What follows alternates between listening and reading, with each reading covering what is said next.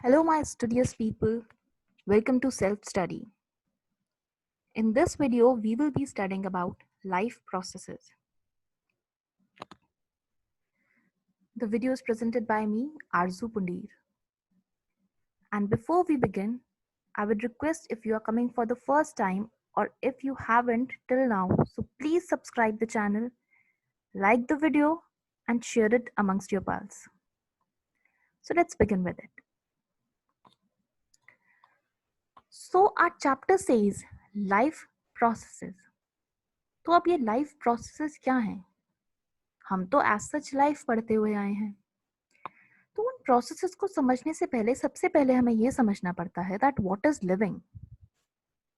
भाई किसी चीज का प्रोसेस तो हम तभी समझेंगे ना जब हमें उस चीज की इंपॉर्टेंस पता होगी. So the very first thing that we have to understand is what is living और व्हाट आर द क्राइटेरिया जिसके बेसिस पर हम ये कहते हैं कि कोई चीज जो है वो लिविंग है और कोई चीज जो है वो नॉन लिविंग है. So the first thing is growth. हम किसी भी चीज में अगर ग्रोथ देखते हैं so we say it is living. For examples, a child grows from an child to adult. A plant grows ना, पहले छोटा सा सीडलिंग होता है, फिर और बड़ा होता है, फिर और बड़ा होता है और पूरी ट्री बन जाता है धीरे धीरे.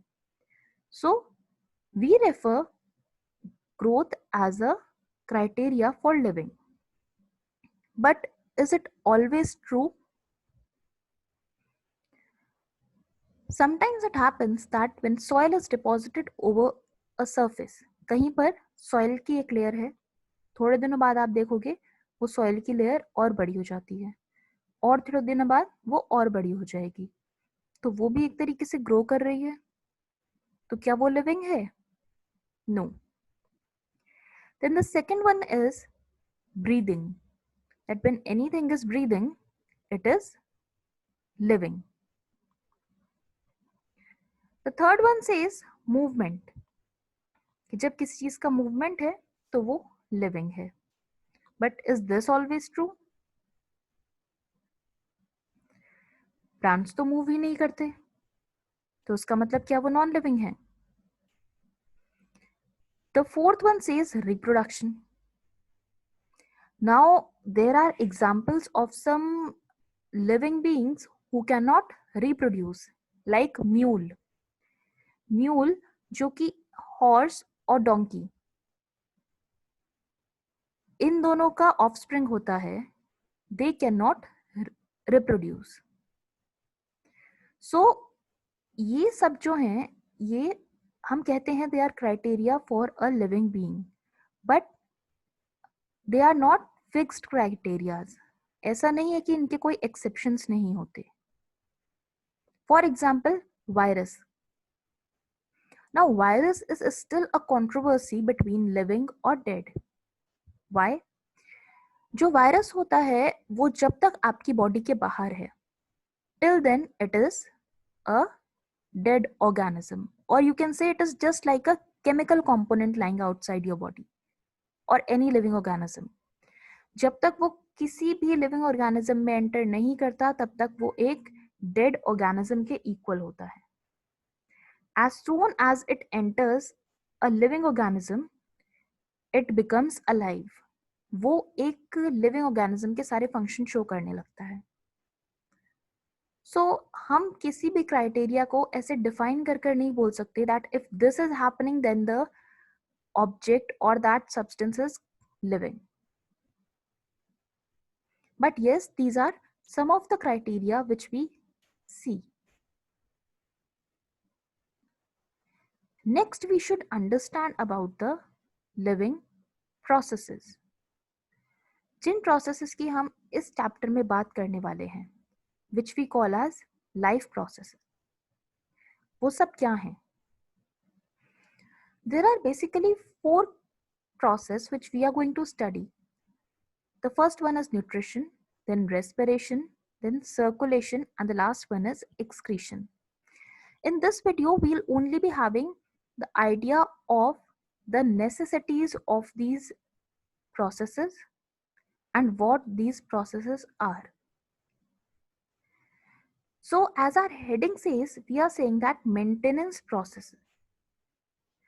Look now, जब भी कोई चीज लिविंग होती है, so जैसे जैसे हमारे सेल्स जो हैं वो नए सेल हमारी बॉडी में बनते हैं and due to the course of a life उन सब चीजों में जो सेल्स हैं उनका ब्रेक डाउन भी होता है. अब अगर सेल्स का ब्रेक डाउन हो गया तो उनको वापस से भी ग्रो करना है.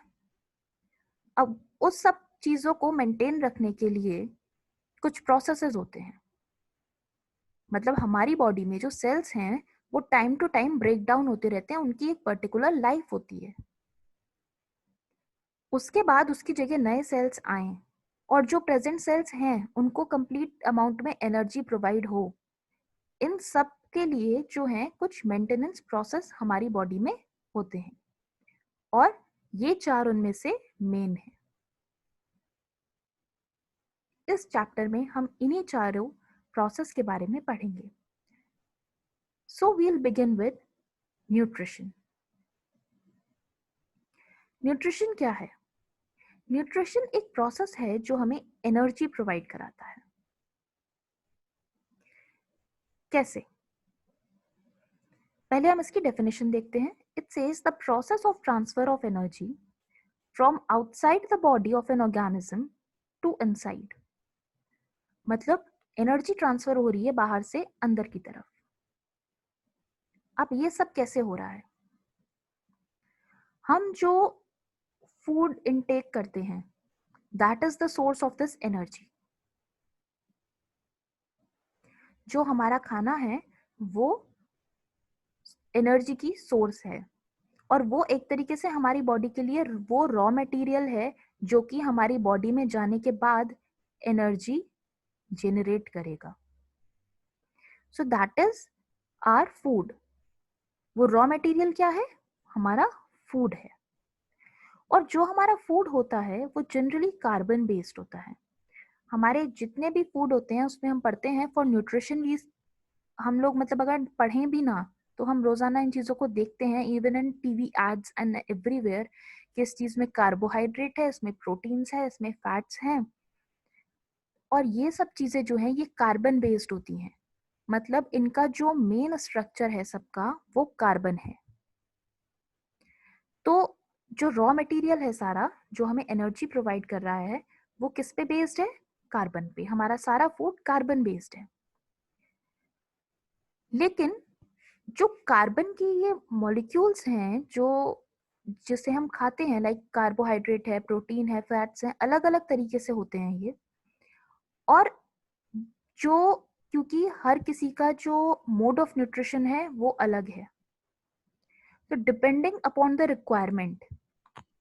नाउ हर्बीवोर्स जो होते हैं वो सिर्फ हर्ब्स खाते हैं, वो सिर्फ प्लांट्स को खाते हैं, ऑटोट्रॉप्स को खाते हैं. तो अब उनके साथ क्या है? उनका जो पूरा कार्बन की सोर्स है वो कहाँ से आ रही है? ऑटोट्रॉफ से. जो कार्निवोर्स होंगे वो हर्बीवोर्स को खा जाते हैं. तो उनकी कार्बन की सोर्स कहाँ से है? From these herbivores.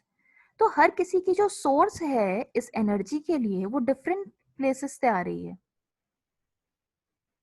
उसके अकॉर्डिंग जो मोड ऑफ न्यूट्रिशन जो है वो वेरी करता है. किसके according? According to the origin of their raw material जो उनका कार्बन बेस्ड खाना है. अब हमें ये एनर्जी चाहिए क्यों? The question which arises is, हमने पढ़ लिया ठीक है न्यूट्रिशन है क्या है? एनर्जी ट्रांसफर हो रही है from outside the body to inside the body.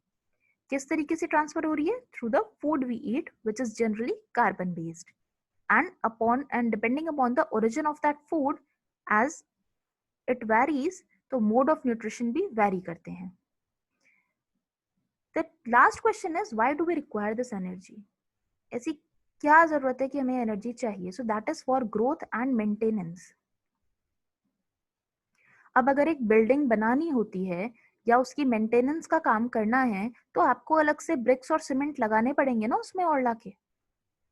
Similar thing is happening here with nutrition कि अगर बॉडी को ग्रो करना है, जो हमारे वियर एंड टेयर सेल्स हैं उनको हमें रिपेयर करना है, मेंटेनेंस देनी है, तो उसके लिए हमें एनर्जी चाहिए ही चाहिए। और वो हमें किस प्रोसेस से मिलती है?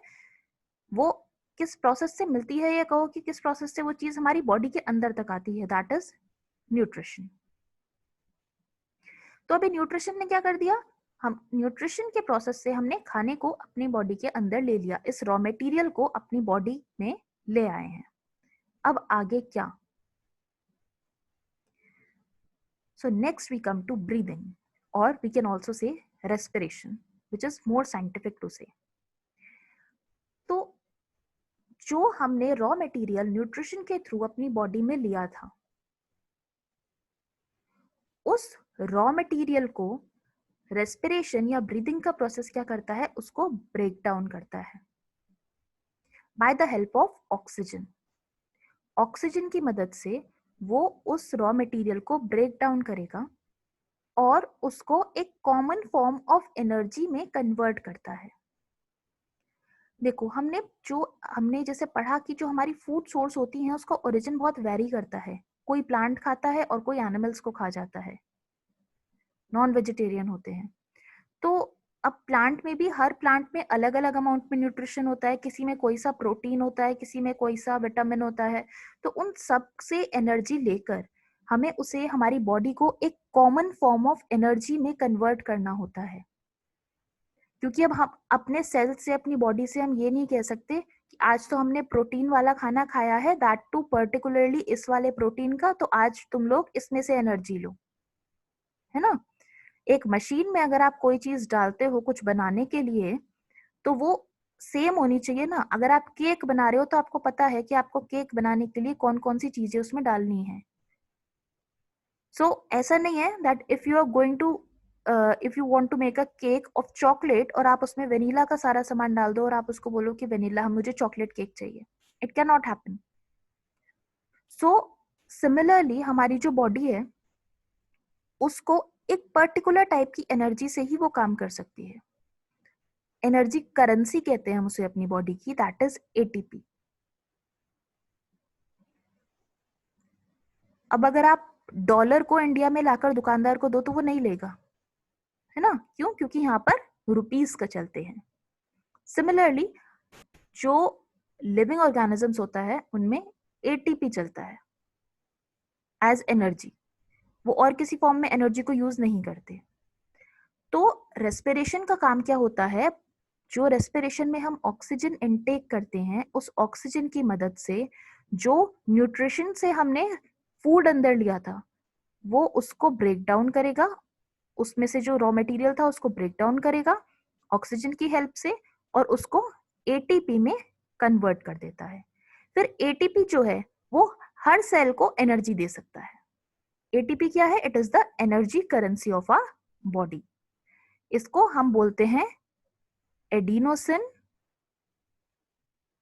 Try phosphate.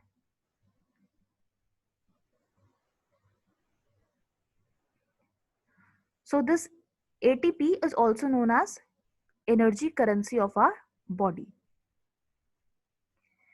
और जनरली ये जो रिएक्शंस होते हैं जिसमें हम जो हमारा फूड था उसको ब्रेक डाउन करते हैं और उसको एक कॉमन फॉर्म ऑफ एनर्जी में कन्वर्ट कर रहे हैं, उनमें जो सबसे कॉमन रिएक्शंस हैं वो हैं ऑक्सीडेशन एंड रिडक्शन के रिएक्शंस।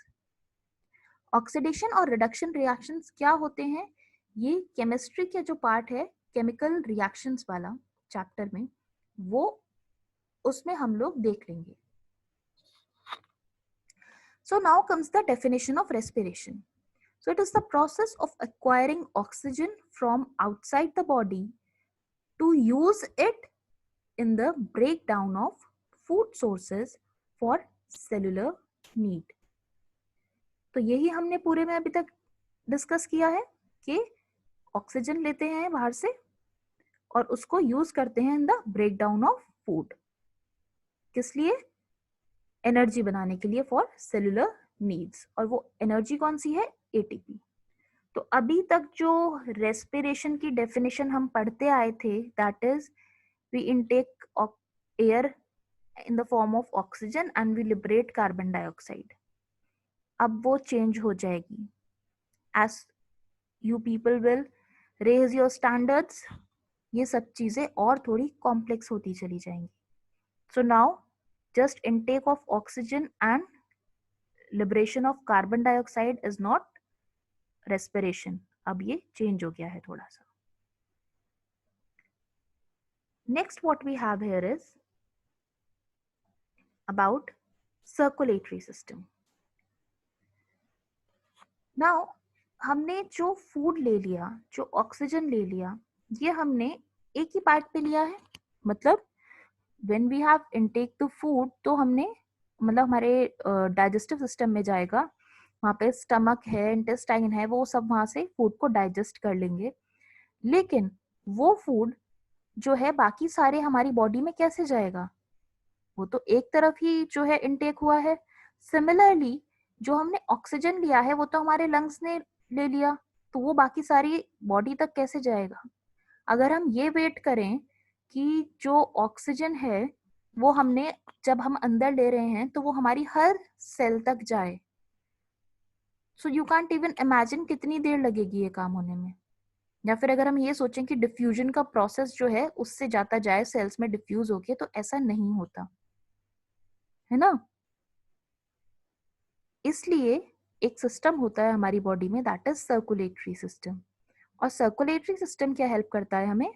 वो फूड और ऑक्सीजन को बॉडी के हर पार्ट तक ले जाने में हमारी हेल्प करेगा. सर्कुलेटरी सिस्टम में जनरली जो आते हैं इसके पार्ट्स होते हैं, they are heart, blood, all this are and lungs. तो जो ब्लड होता है वो हार्ट से जाता है पहले लंग्स में, वहां से ऑक्सीजन लेगा and then it will go back into the heart and heart will transport the and or pump the blood in whole of our body. ठीक है, तो हार्ट से पहले लंग्स में जाता है, ऑक्सीजन लेता है, वापस हार्ट में आता है और फिर हार्ट जो है वो उसे पूरी बॉडी में पंप आउट करता है. तो इस तरीके से जो है सर्कुलेटरी सिस्टम हमारी बॉडी में काम कर रहा है.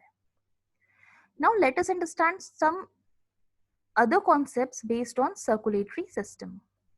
देखो, यूनिसेलुलर ऑर्गेनिज्म में सर्कुलेटरी सिस्टम की जरूरत ही नहीं है.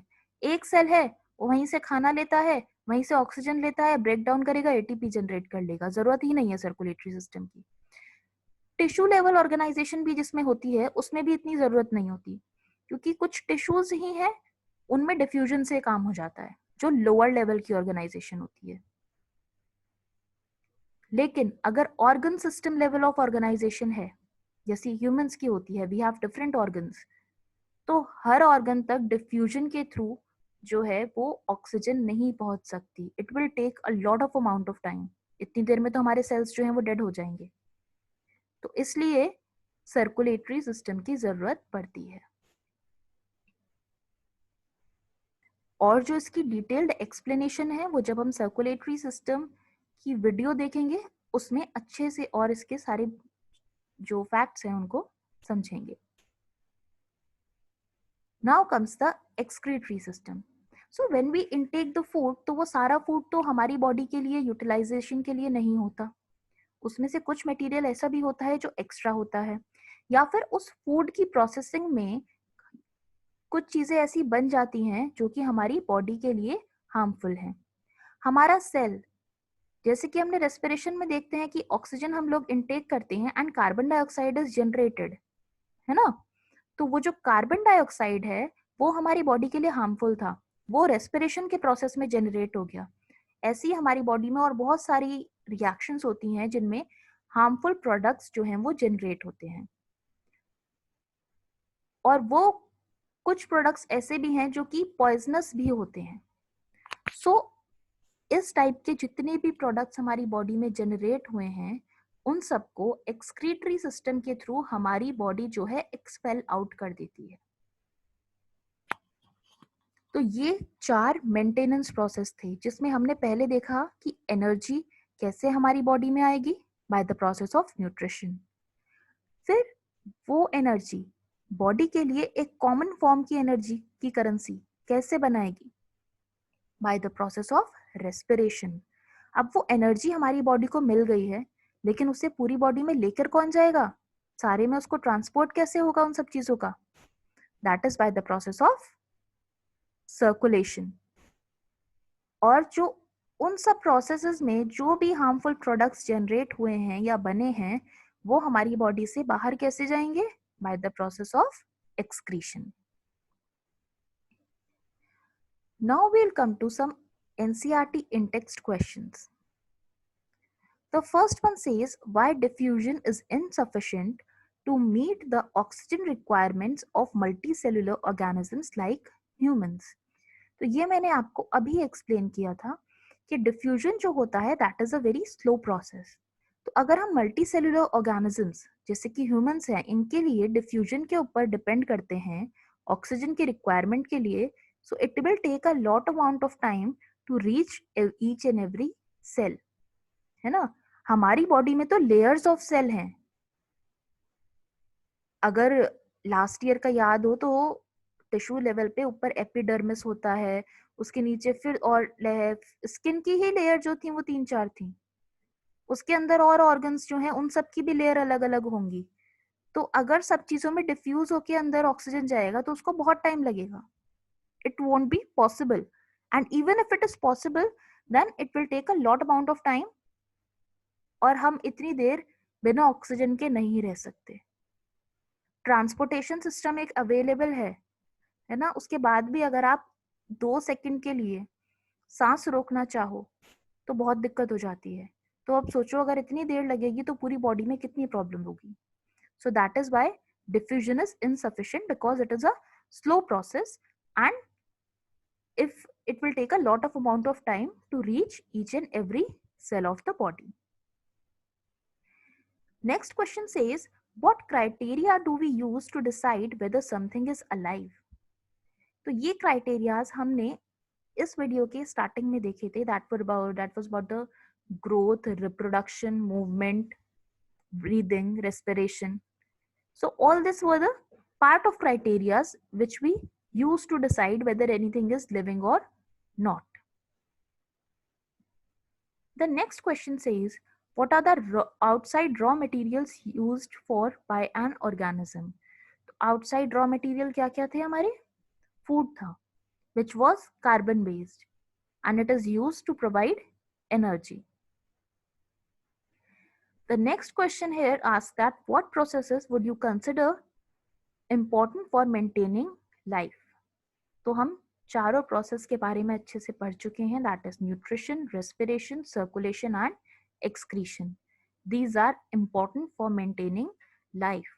और इनकी जो हमने इनके बारे में जो पढ़ा है वो सब इनकी इम्पोर्टेंस है.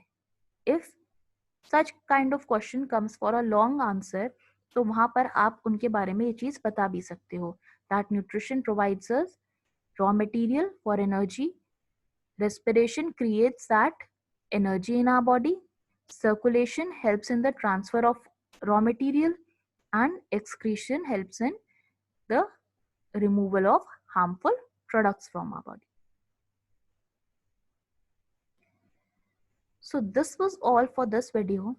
In the next video, we'll be studying about the process of nutrition, autotrophic nutrition and the heterotrophic nutrition. Thank you all for watching the video. If you haven't, then subscribe the channel, hit the like button and share the video.